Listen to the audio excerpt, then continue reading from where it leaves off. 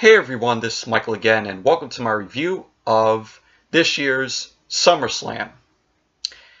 And if you guys haven't checked out my previous video that I uploaded yesterday before the SummerSlam pre-show started. I uploaded my NXT TakeOver Brooklyn 4 vlog. So if you haven't seen that video, go check it out. It's the previous video. And I got something to say about that video. I originally filmed like some, more clips of it, because originally when I edited it, it was a 43-minute video, and then I uploaded it for the first time. This took me like 4 times to upload. First time, it was the regular 43-minute video. So I uploaded it. Boom. Video's blocked by WWE. So I removed it, re-edited the video to make it shorter. It went back down to like a 35-minute video, because I added clips, little clips from the matches. So put that into the video, upload it the second time. It's a 38-minute video, so I had to cut it down a few minutes. So I uploaded it the second time. Boom, blocked again by WWE. Third time, trimmed it a little bit, took out some of the clips from the matches. Made it shorter again. So upload it a third time, shorter. Like I said, took out some of the little clips from the matches. Upload it again. WWE blocks it again. So I had to go back, delete the video, redo the video again, but just just include the entrances to the superstars, clip of when Matt Riddle was sitting in the audience, when NXT TakeOver Brooklyn started. I added that. So it was basically just the entrances to the superstars. I added little clips here and there of when NXT TakeOver began. Include a shot with Kevin Owens and Mark Henry in the crowd. And basically it was just that. A lot of people I've seen upload their NXT TakeOver Brooklyn 4 vlogs. They included little parts of the matches there. Little clips of the matches. And so how come they get to include those in the video and have their video stay up, but when I upload it, it gets blocked by WWE? How is that okay? When there are other fans, uploading their vlog and using little clips from the matches, not the whole match, because it's gonna be blocked, if you use longer clips of the matches. When I only used clips of the matches, but they were small. They were maybe 20 minutes worth of little clips from the matches. And yes, I know WWE owns the content, but it's just little. I'm not recording the whole goddamn match, so it's just little clips. So anyways, upload it a 4th time, just with the entrances and little clips there. It's still up. It says copyright claim on it, but the video's still up. So if you haven't checked it out, my previous video, the NXT TakeOver Brooklyn 4 vlog, definitely go check it out. Had a good time at that show. Very first NXT TakeOver show, Cien live, and it was a blast. So took me 4 tries to upload it. So, but yes, almost 5 minutes into the video. I haven't even talked about SummerSlam yet. I just had to explain, what happened and trying to get the NXT TakeOver vlog up.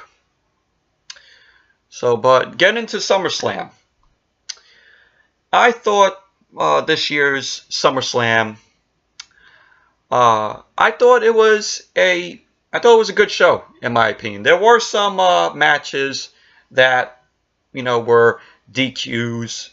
There were 2 matches that were DQs, and some, were some more squash matches. So, but there were some missed points in the pay-per-view though. But all in all, it was an enjoyable show. It was a good show, in my opinion. So, one of the better WWE pay-per-views this year, in my opinion. So I'm going to start with the matches that were on the kickoff show, that were on the pre-show. There we had 3 matches. The first match was Andrade, Cien, Almas, and Zelina Vega versus Lana and Rusev, mixed tag team match. This match was not that good, in my opinion. The only thing I liked in this match was Andrade. Very, very good in this match, he was. And he was the entertaining part of the match, Andrade. And him and Zelina Vega ended up getting the win because Zelina Vega ended up pinning Lana, and she used both her feet. Zelina Vega used her feet, on the ropes to win the match. So Andrade and Zelina end up winning the match. Not that good of a match, in my opinion. Then we had Cedric Alexander versus Drew Gulak for the Cruiserweight Championship. This was a decent match. This was an entertaining match between the both of them. If you guys don't watch 205 Live, definitely give it a watch on the network every Tuesday night after SmackDown. 205 Live has taken the route to be better. It's been better ever since Triple H end up taking it over. And both of these guys, Cedric Alexander, Drew Gulak, they were entertaining. I like Cedric Alexander. Drew Gulak has gotten better in the ring, more aggressive in his matches if you watch 205 Live. And Cedric Alexander ended up getting the win. He ended up rolling up Drew Gulak to retain the Cruiserweight Championship. But all in all, it was a decent match. It was an enjoyable match between Cedric and Gulak. Very entertaining match. Then we had Bo Dallas and Curtis Axel, the B team, versus the Revival, Scott Dawson and Dash Wilder.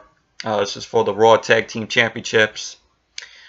This match was okay, not great or perfect by any means, but there were people that liked the B team. My opinion, I wanted the Revival to win. I wanted them to be the Raw Tag Team Champions.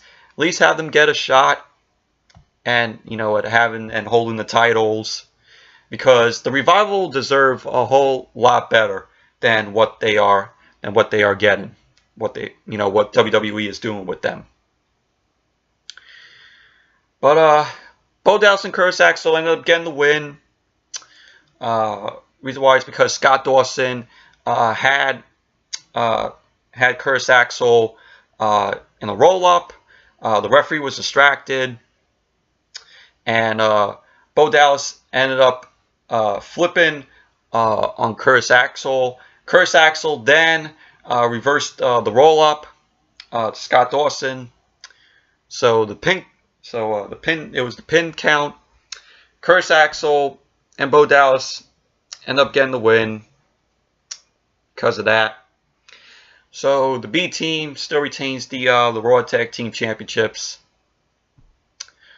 all in all, it was an okay match. Not great or perfect by any means. And then we got to the regular matches to kick off SummerSlam. And the show opened with Seth Rollins versus Dolph Ziggler for the Intercontinental Championship. Of course, you had Dean Ambrose out there, with Seth Rollins, Drew McIntyre, of course, with Dolph Ziggler. And this match, it was entertaining. This was a good match, in my opinion. It was back and forth between Seth and Dolph. Seth Rollins, of course, entertaining. The crowd was behind Seth throughout the match.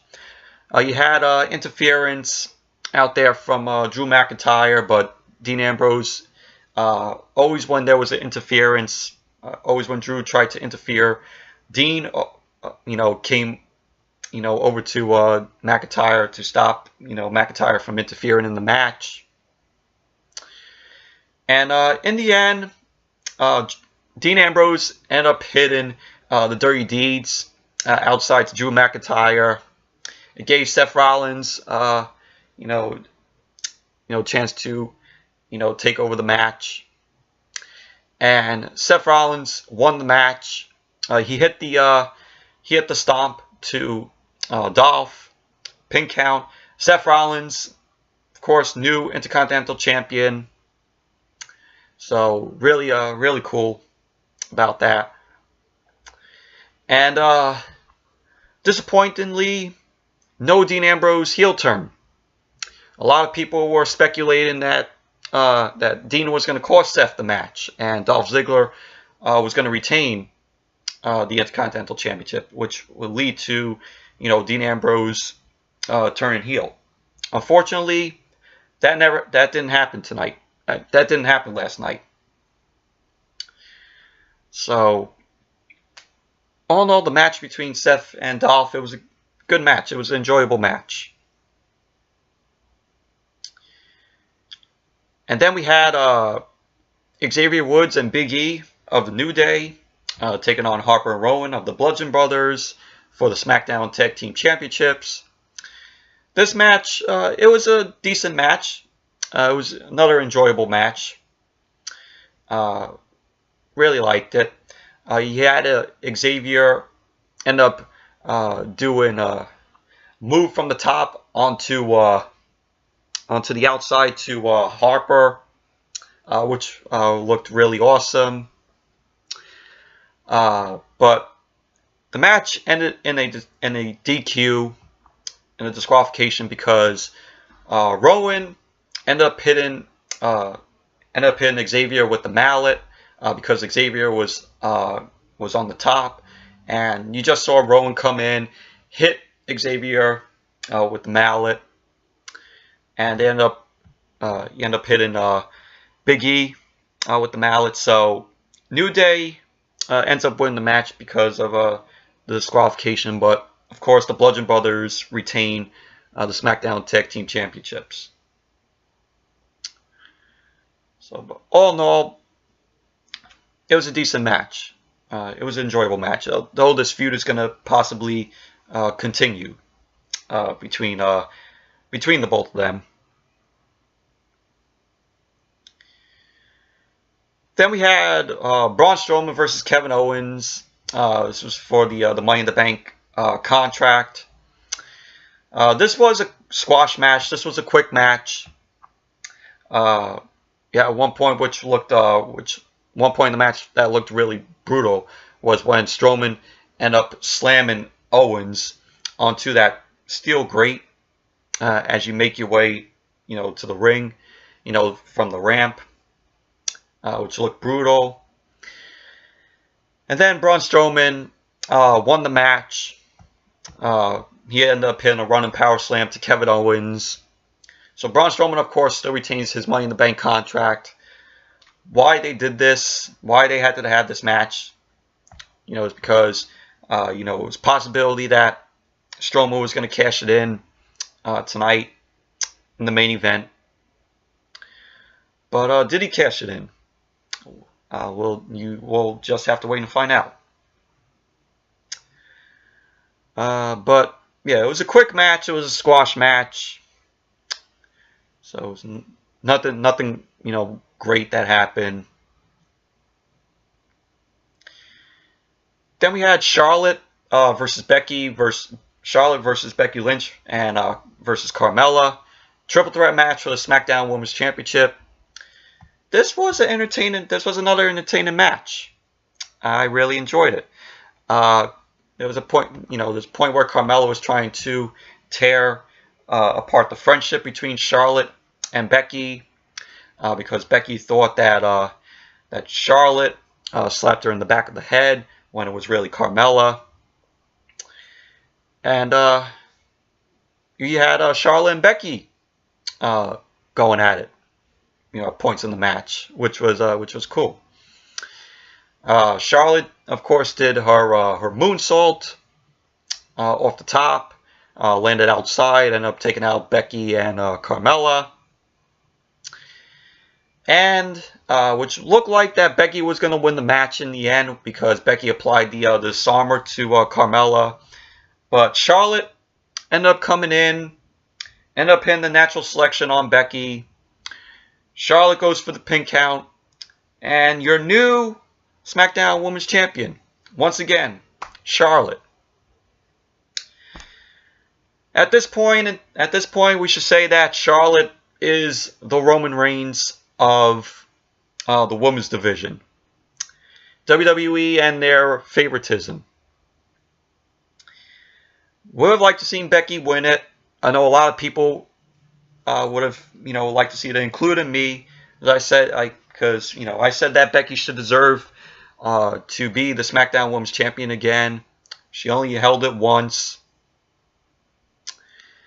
But after the match, this was cool, but it was predictable. We all knew what was going to happen. After the match, Charlotte and Becky ended up hugging it out, and Becky turns heel on Charlotte. Becky ends up slapping Charlotte. Then we see Becky end up throwing Charlotte over the announce table. And the crowd really popped for that. The crowd really popped for Becky's heel turn. It was awesome. I really would like to see where they're going to take Becky, with her heel turn. And hopefully they do it good. It's been a while since we've seen Becky as a heel. We saw Becky as a heel when she was down in NXT. That was a few years back. But I really would like to see where they take Becky with this. Hopefully this leads to bigger and better things for Becky down the line. But all in all, the match itself, it was entertaining. It was a decent match. And then, of course, got to mention you had the Bella Twins there, talking. They were talking about the Evolution pay-per-view and among other stuff. They were there in person. So then we had Samoa Joe versus AJ Styles for the WWE Championship, and this was a good match. This match was the match that I was looking forward to. Was interested in it, and as the match started, it was slow. It had a slow, start, but then it picked up really well. Before the match even started, when they were, announcing AJ's name, Joe gets on the mic and says to Styles' wife, because Styles' wife, Wendy, and their daughter and his daughter were sitting, front row in the crowd. So they were there for the match tonight. So Joe gets on the mic and says to Styles' wife that you know, Daddy is, you know, coming home tonight, meaning that, you know, Joe was, you know, is going to destroy, you know, Styles. But like I said, the match had a slow start, but then it picked up really well. We had one point in the match where Joe threw Styles into the steps. It cut Styles open. Not a whole lot, but a little bit. And I forgot to mention, in the Seth Rollins Dolph Ziggler match, Seth was also cut open. But you know, it was like a little blood. It was a little blood that we saw. Same for Styles though. Styles had a little cut. You know, had a cut, and you know, it was shown, you know, a little blood. And during the match, Joe, like after Joe ended up, you know, throwing Styles into the steps, Joe got on the mic and said to Styles' wife that, you know, he made a promise, and he was like, "Oh, Daddy's coming home," but Joe ends up saying, I guess he's not coming home," and Joe ends up saying to her, "I'll be your daddy," and then that pissed off Styles, and Styles just ran onto the announce table, and then just, you know, pushed Joe off of the announce table into the barricade, into the timekeeper area. And then Styles just lost it after that. And the match got disqualified. You know, it was a disqualification because Styles ended up hitting Joe with a chair. And you know, he just lost it. He was just hitting Joe with the chair right in front of you know, his wife and daughter. And so Styles goes over the barricade to his wife and daughter. He apologizes to the both of them. Styles takes his daughter, and his daughter, and his wife, you know, walk to the back. So this is not going to be the last time. This is not going to be the last time we see Joe and Styles go at it. They're going to continue this feud, and I would like to see where they go with it. Really like to see where WWE, you know, goes with this feud. Hopefully they keep it interesting and good. So, all in all, the match itself, it was the match that I was looking forward to. It was a good match. Slow start in the beginning, in my opinion, but it picked up as the match went on. Then we had after that, we had Elias out there. With, you know, he's going to do his concert, which they originally canceled the concert at the Gramercy Theater, and you know, he's going to perform just at SummerSlam. And I didn't stick around. I didn't, you know, see this. I went to the bathroom, you know, during this, but I came back and Elias was going to play, and then his guitar ended up breaking, so the concert never got started. So that was basically that. Then we had The Miz versus Daniel Bryan, and really enjoyed this match. This was 8 years in the making for The Miz and Daniel Bryan. This feud has lasted that long, for 8 years, since 2010. Of course, when Daniel Bryan was still in NXT, before NXT became their own brand, and The Miz was, you know, Daniel Bryan's. The Miz was a pro to Daniel Bryan, and the match itself, it was good. It was a good match. It was an enjoyable match. Of course, you had Maurice sitting there, front row, with the carriage, which Monroe was in, you know, their daughter. which they didn't show. They didn't show the baby. It kind of looked like a fake kind of carriage. But match, it was, like I said, it was entertaining. But at the end of the match, you had the Miz go to Maurice. Maurice ends up retrieving brass knucks for Miz to hit Daniel with. And of course, that's basically what happened. The Miz ended up hitting Daniel Bryan with the brass knucks. Daniel Bryan was passed out. Referee didn't see it. Referee didn't see the Miz with the brass knucks. So the Miz ended up winning. So basically, it was that.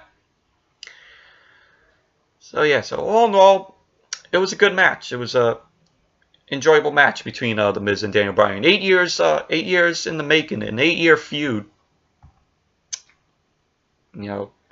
But this is not going to be the last time we see the Miz and Daniel Bryan go at it. There's going to be a rematch at some point. Hopefully there is. Then we had Finn Balor versus Constable Baron Corbin. Baron Corbin ended up coming out first. And Finn Balor, surprisingly, did not know that this was going to happen. Finn Balor came out as Demon King Balor. And that was really awesome to see. It's been a while. It's been a while since we've seen, Balor, with the Demon King. This is the Balor. This is the Finn Balor that I like to see at, the big 4 pay-per-views. That's interesting Balor. That's aggressive Finn Balor, not smiley Balor, not smiley Finn Balor like that. This is not the Finn Balor I like to see, with him just smiling like that. The Finn Balor I like to see is the Demon King Balor. But the match itself, it was a squash match. It was a quick match. It was a swing blade in the ring, swing blade outside of the ring. Balor ends up drop kicking Corbin into the barricade. Then it was a double knee stomp to Corbin. Balor then, at the end, coup de grace, pin count, match is over. That was it. So Demon King Balor ends up winning the match. So it was a short match. It was a squash match, but it was cool to see. It was cool to see Demon King Balor again. The Finn Balor that I like to see. And then we had Shinsuke Nakamura versus Jeff Hardy for the United States Championship. This was a cool match. This was a decent match between the both of them. Jeff Hardy, what's really funny is Jeff Hardy was parodying Nakamura, doing his moves, and then Jeff Hardy was doing the come on, just like Nakamura does, and Nakamura got pissed at that, and it led to Jeff Hardy taking control.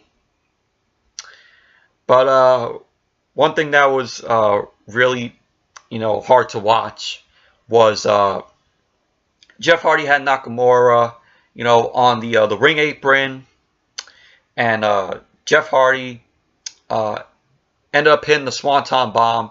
Nakamura ended up getting out of the way, and Jeff Hardy then just slammed himself right onto the ring apron. He was going for the Swanton. He went for the Swanton Bomb, and Nakamura moved out of the way. And Jeff Hardy took that bump hard on there, because the ring apron is the hardest part of the ring. And so that led to Nakamura taking control of the match again. Nakamura wins it with the Kinshasa. Nakamura, retains the United States Championship. So then after the match, Randy Orton ends up coming out. Looked like he was going to do something to Jeff Hardy. He walks to the ring. And we all thought that, he was going to do something to Jeff Hardy, take him out, even more. But then we see Orton just walk, to the back. Walks up the ramp to the back. So Orton didn't do nothing to Jeff Hardy. But, so all in all, it was a decent match between Nakamura and Jeff Hardy. Then we had the Raw Women's Championship match. Of course, Ronda Rousey versus Alexa Bliss. And I'm like, what was up with Ronda's, makeup that she had? I kind of forgot where, the makeup, her style makeup, I forgot, because I seen that before. And like some movie that she got that from. But what was really cool is Natalya ended up, coming back, returned after, her father, passed away last Monday, and the crowd, was, clapped for her, which was really cool to see, which was cool to see respect for Natalya. And Alexa Bliss ended up coming out first before Ronda. And the match itself, this match, I mean, Ronda was good in it, but she made Alexa look weak in this match. But Ronda was impressive. I mean, this match wasn't that good, in my opinion. But Ronda was the only good part of the match. But we all knew Ronda was going to win the Raw Women's Championship. What was really like hard to watch was Ronda ended up bending, bending Alexa's arm, and looked like Alexa, was double jointed, so it bended, far out, and then Ronda ended up locking in the armbar on Alexa. Alexa ended up tapping out, so Ronda is a new Raw Women's Champion. So we all knew it was going to happen. So it was kind of a cool moment. Ronda debuts at the Royal Rumble. She comes at the Royal Rumble, has her first match at WrestleMania. Tagging with Kurt Angle to take on Stephanie and Triple H. Ends up having her singles debut at a pay-per-view against Nia Jax at Money in the Bank. Of course, she had her in-ring debut last week on Raw against Alicia Fox. Well, 2 weeks ago. 2 weeks ago. I'm sorry, 2 weeks ago she had her in-ring debut on Raw. So, and then now, last night she won the Raw Women's Championship. It's pretty cool. But we all knew it was going to happen. So, but match itself, it wasn't that good. But Ronda was the only good part of the match. And we get to the main event. Roman Reigns versus Brock Lesnar for the Universal Championship. Boy, oh boy. All I gotta say is Roman ended up coming out first, and then Brock Lesnar. And before the match even got underway, Strowman ended up coming out. And he ended up getting on the mic. He ended up saying he refuses to cash in the Money in the Bank contract with his opponents when his opponents' backs are turned. And he says he likes to do things face to face. And so he ends up saying good luck to both Roman and Lesnar. And there was a point where, Lesnar and Strowman got, face to face. And he ends up saying he's going to challenge one of them after the match, was over. Because he says he's going to be standing and watching the match outside of the ring. So he was just standing there, Strowman, watching the match. And so he says he's going to challenge one of them and that they're going to get these hands. And so the match gets on the way. Roman, of course, gets a Superman punch to Lesnar. Another Superman punch to Lesnar. And it looked like Lesnar was botching these Superman punches. I tell you, when Roman was throwing the Superman punches, Lesnar was like ducking out of the way and like botching those punches. And so Roman spears him again. Lesnar gets Roman in the guillotine choke, and then the match, went from there. I'm sorry to say the crowd was, cheering throughout this match. I'm sorry to say this match sucked, in my opinion. This match fucking sucked. Superman punch. Guillotine, F5, and one point in the match, Roman was going to do a dive outside to Lesnar. Lesnar got out of the way, and Roman ended up, doing the dive to Strowman. Strowman ended up, taking that, and then just Lesnar. End up taking the Money in the Bank contract because we saw Strowman hanging on to onto Lesnar's leg. Lesnar ended up hitting Strowman with the Money in the Bank contract with the briefcase, and then Lesnar ends up flinging it all the way to where the entrance is where they walk out, and it was just Lesnar. He ended up taking a chair and hitting Strowman with it. So then Lesnar got back in the ring. Roman ends up winning the match, of course, with the spear to Lesnar. Roman Reigns is the Universal Champion, is the new Universal Champion. And did I give a shit? No, I did not give a shit.